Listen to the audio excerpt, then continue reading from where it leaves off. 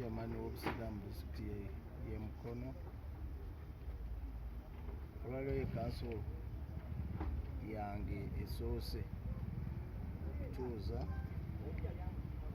era ejjumbiddwa bakansalazi b'Obusiraamu okuva mu matwale 7. Essira nditadde nnyo ku kwegatta. Nsabye nnyo okulaba nti Obusiraamu twegatta tutambuze emirimu gy'Obusiraamu.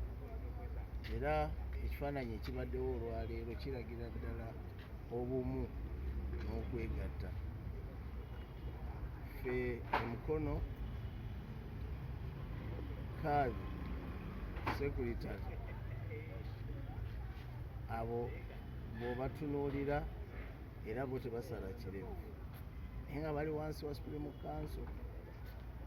Ate era Emukono nina bamashe bo abasoma dduwa mawuledi era nga basala n'ebiremu era nabo tuli wamu. So ffenna tuli wamu ng'Emukono tuli nnyo ku bumu okwegatta tukole emirimu gy'Obusiraamu.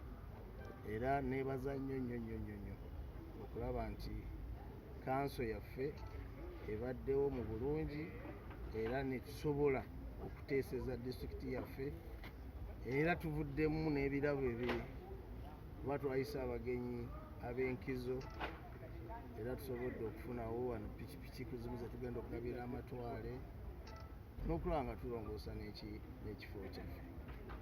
So ekirala kibadde ku nsonga y'okulaba ebintu byaffe eby'Obusiraamu nti Emukono buli ayakwata ku kintu ky'Obusiraamu agenda kukisesema era agenda kukizza.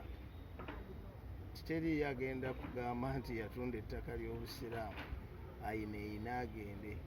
Teriyo agenda kugamba nti nze neddiza oba neekoma ekintu ky'Obusiraamu akitwala.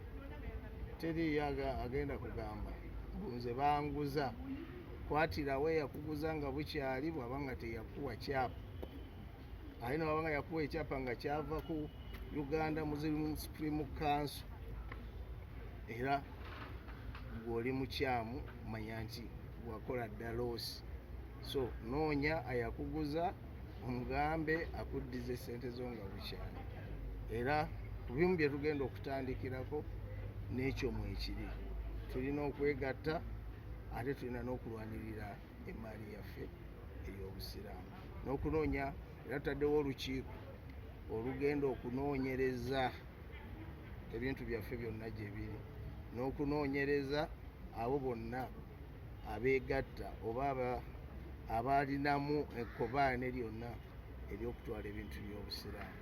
So olwayo kanso yaffe yessiira kwe libadde.